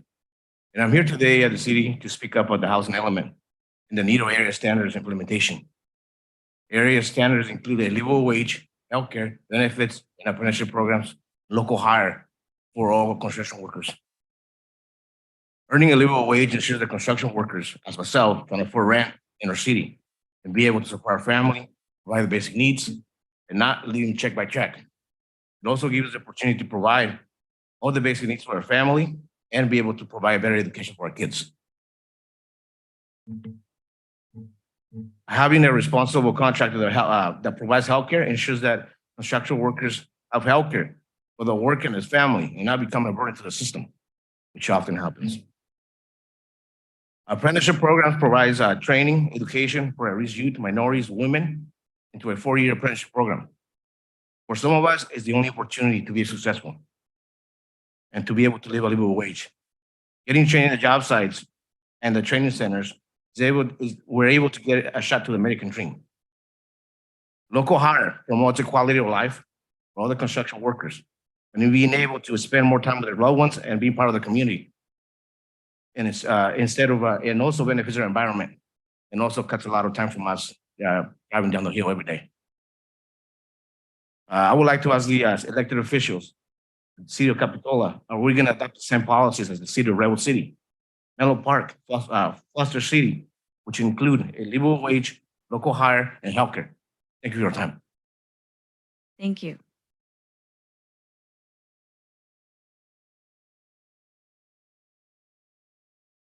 Yes, good evening, Mayor, Council, and staff. I want to thank you for giving me the opportunity to speak today. My name is Rene Baez, and I'm a field representative for the NorCal Carpenters Union. And I'd like to build on what my colleague was saying. There's 3 simple things which will benefit the housing element in the city of Capitola, and I believe those 3 things should also be basic labor standards.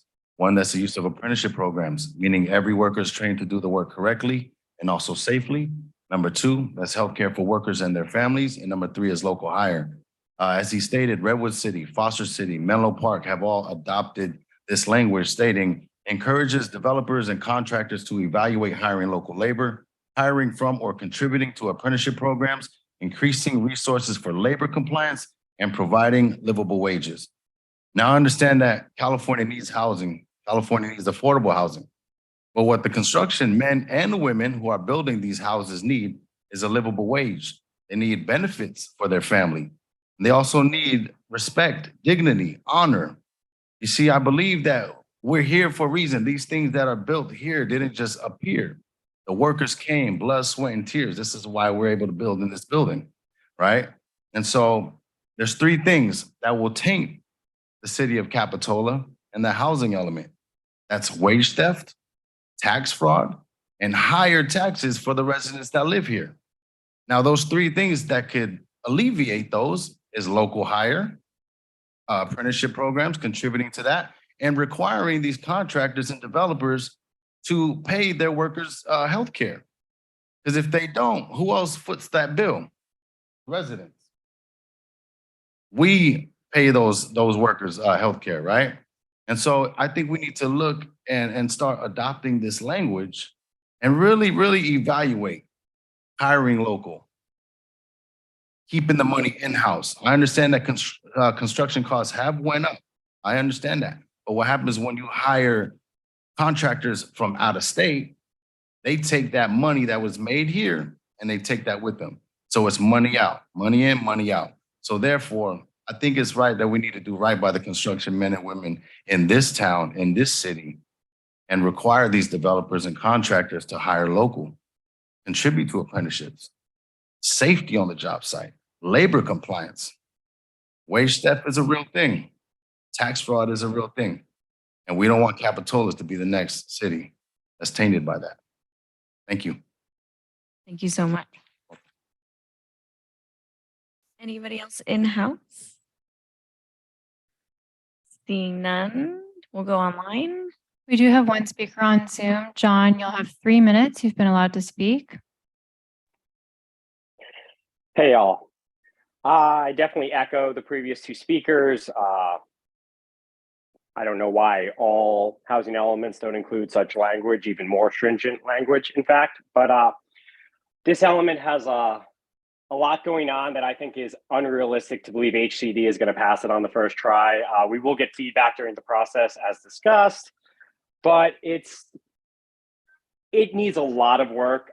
In particular, I think we should look at the mall. We are trying to stuff our affordable housing units into there, and that could go wrong down the line if that project is developed, which is really essential to us for our overall goals. And then we will have to just rezone again or upzone or whatever the appropriate word is. I'd also look at the AFFH units in general and the sites. I think you should get rid of parking minimums. I believe the city of Santa Cruz has done this for their element on AFFH units. And I'm sure staff knows the answer to that.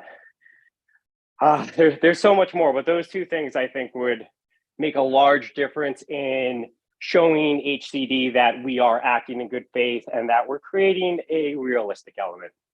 Thank you. Thank you. There are no other speakers, Mayor. Thank you. Okay, I'm going to take it back to council for comments and maybe some follow-up questions. Yeah. So I just have some questions about the comments the gentleman made about livable wage, local hire.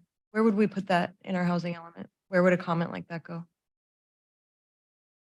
I'm going to see if Veronica can take that one for me.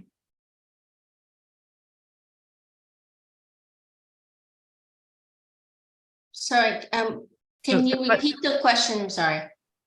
Question was if we were to add livable wage, local hire and healthcare into our housing element, where would that belong in the housing element? Usually that doesn't belong in the housing element, but there are times that you can add housing related goals. Perhaps it could be added as part of your fair housing policies too, because by providing healthcare, livable wages and all that, you are providing additional opportunities to households to have the ability to access housing of their choices. So you could do it as part of your fair housing. Okay. So you would look like you were dying to say something. I was just going to offer at least some food for thought is I am not as experienced as Veronica can, but I would suggest that if that was something we were interested in, it probably would require some further analysis to see how other jurisdictions have done this. My off the cuff concern is that we have a significant impact on construction prices, which are already such a challenge. That I'm not sure how it would play out for us in terms of actually being able to build new construction. So I would suggest if you're interested in that, would be the step to take would be to direct our team to do some analysis and look into what the impacts of this might be and ultimately maybe some other jurisdictions, how they might have done it. But it wouldn't necessarily end up in our housing element. It would just be a separate study issue that the council would take up for consideration as something that we would recommend for anyone developing in the city. Is that correct? I think that's wise. I mean, I think that you could easily burn 6 months, 9 months, a year talking about this. It probably would be litigated. And I mean, it's just, that's a big thing. In our housing element, we have a very tight timeline. So if you're really interested in this, probably the best recommendation for me to make would be like, hey, look, let's look at this in a goal setting session moving forward in the future. Obviously, it's up to the council if you wanted to identify projects like that now. Yeah. Probably the best recommendation. Yeah, I think. Yeah, I would agree with that, just to interrupt this, because we do not want to have the housing element have actions in there that you would consider, explore, and possibly study that type of language. HCD would actually frown on language like that. And so if some of the actions that you're thinking that may require a lot more deliberation, we probably should be more careful about including that in the housing element at this time. Thank you. Yeah, okay. So I think these are really important issues, maybe not necessary for the housing element right now, because as mentioned, I understand the urgency of our timeline. But I do think that as a city, we need to consider what we're standing for in terms of requiring livable wage and preference for local hire. But yes, that is a larger discussion that I think that we need to consider as a city. And so if there could be an opportunity for us to look at this in the near future, sometime after our summer break, just as a discussion, I would appreciate it. I'll second that. And otherwise, thank you so much, Veronica and Katie and everyone else for all the hard work on this. Thank you. If I could just push a little bit though, they mentioned a few cities, Redwood City and the housing element. One of the important factors is building affordable housing and if there's any sort of language that was adopted by those cities, by HCD essentially after that helped it pass, helped it get approved, maybe we're missing out on something. So if we could just quickly give those cities and maybe talk to the gentleman after. See, they mentioned 3 cities. So maybe just giving their city manager a call just to say, hey, what was it? What was added in? And, did HCD prove it? I mean, that would be really helpful to us. I mean, so. I believe that's already been done. Pardon? 2 of those city attorneys work at our firm, so I just emailed them. Oh, done. So I want, if the gentleman in the audience, if you didn't hear that, we're outsourcing to find more information. I appreciate your time and we're going to look into it. Our city manager, our city attorney just asked. So thank you. Well, a few people have already echoed some of my thoughts and comments, but I do want to thank staff. It's been a good education for me, and I'm really appreciative of what our planning commission has done. So thank you guys.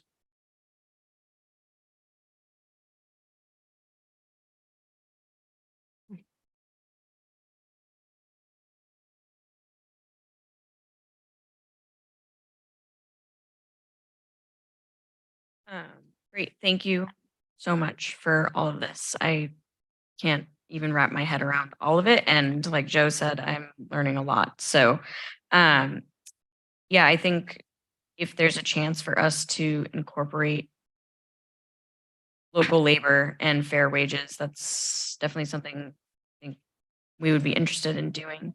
And I don't think you need anything else from us necessarily. Yep, this is great feedback. I really appreciate your time on the document and look forward to giving you an update towards the end of summer. Awesome. Thank you.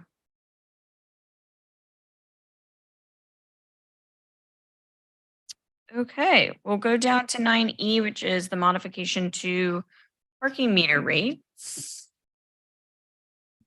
Is this also you? Oh, okay. Yep. So sorry. So tonight,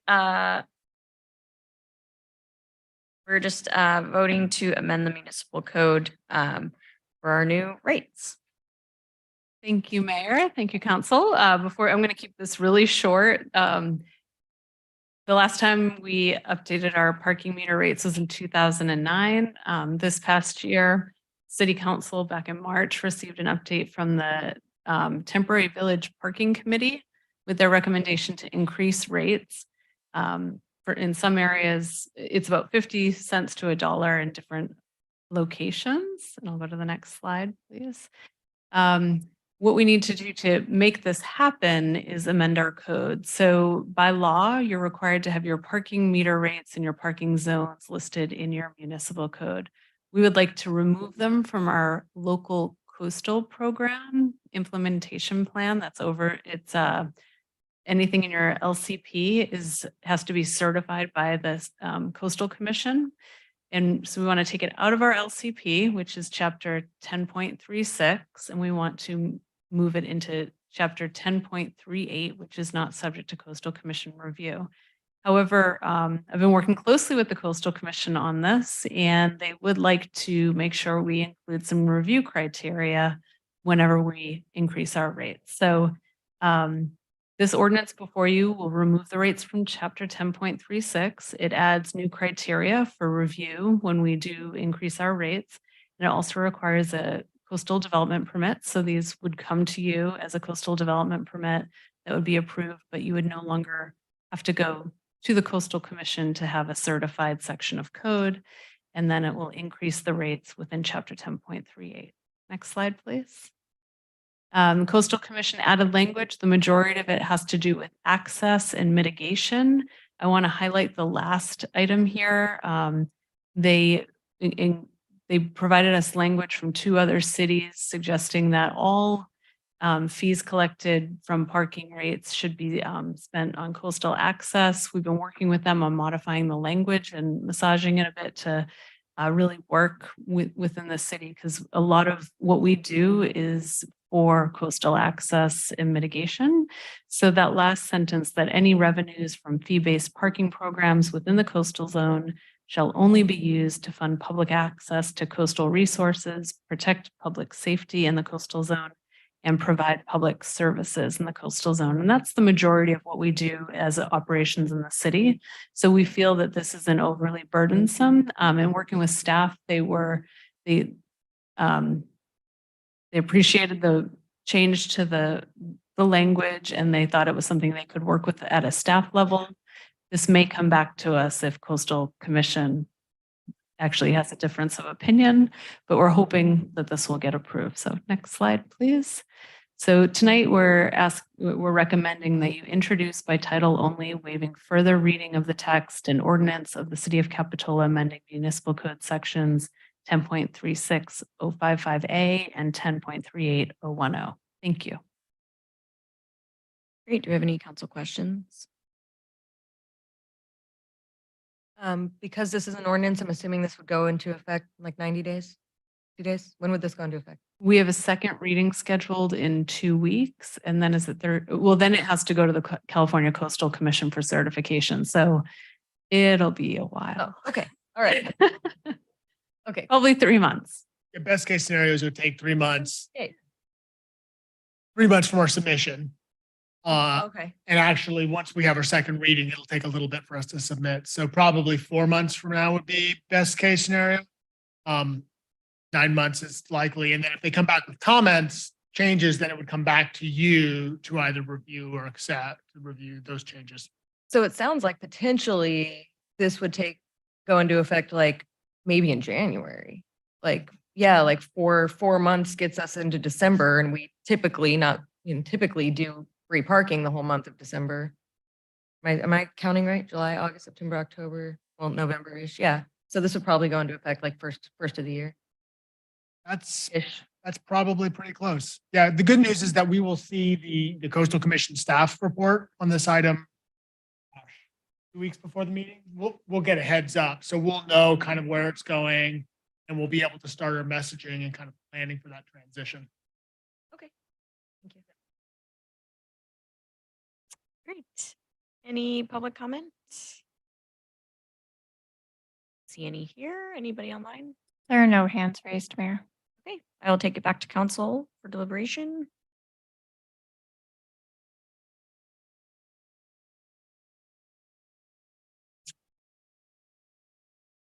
I'll move staff recommended action. Okay, got a first and a second. Maybe have a roll call, please. Councilmember Brooks. Councilmember Clark. Aye. Councilmember Peterson. Aye. Vice Mayor Brown. Aye. And Mayor Kaiser. Aye, passes unanimously. Thank you. We'll drop down to item 9F, which is our 2023-2024 salary schedule. So here I just need to briefly read the required statement. It is required by government code to make the following announcement before the staff presentation and council vote on this agenda item 9F, which regards the salary schedule for city employees, including at-will management employees. At-will management employees consist of department heads and the city manager. Effective July 9th, 2023, the cost of living adjustment for the at-will employees will be 2.75%. In addition, city healthcare contributions for at-will employees will increase by $25 a month, also effective on the 9th of July. And now, turn over to staff for the report. Thank you, Mayor Kaiser. Very well done. So this is going to be very brief. This is an annual item that council sees this year. Excuse me one moment. I don't need to see myself here. Okay, so in this case, council will be adopting, if you approve, a resolution that establishes the current salary schedule for each position for our regular employees. And in this case, the city does have existing agreements or MOUs with the employee groups listed in this chart below. So the COLAs and the healthcare contributions were already agreed upon, and they will, if upon your approval, start in July of this year. So the increases are listed here. And my recommendation for you is to adopt the resolution, which authorizes this fiscal year 2023-24 annual salary adjustment consistent with your existing employee labor agreements. And these will go in effect the first full pay period in July, beginning July 9th. Thank you. Great. Any questions from council? Any public comment? Anybody online? There are no hands raised. Thank you. All right, back to council for deliberation. 9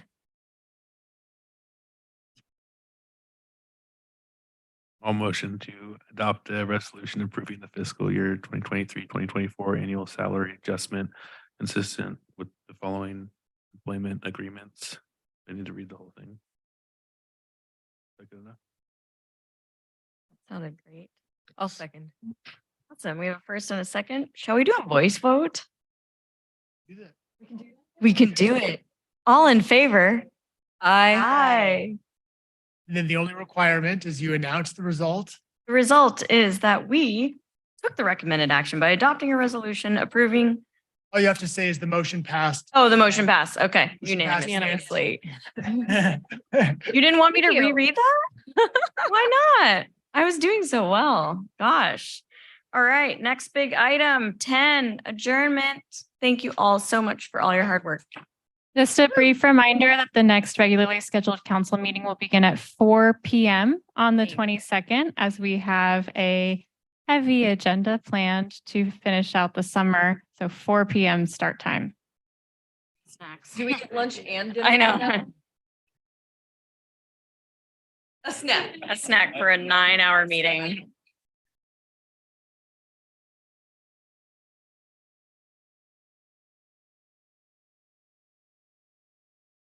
Mics are off.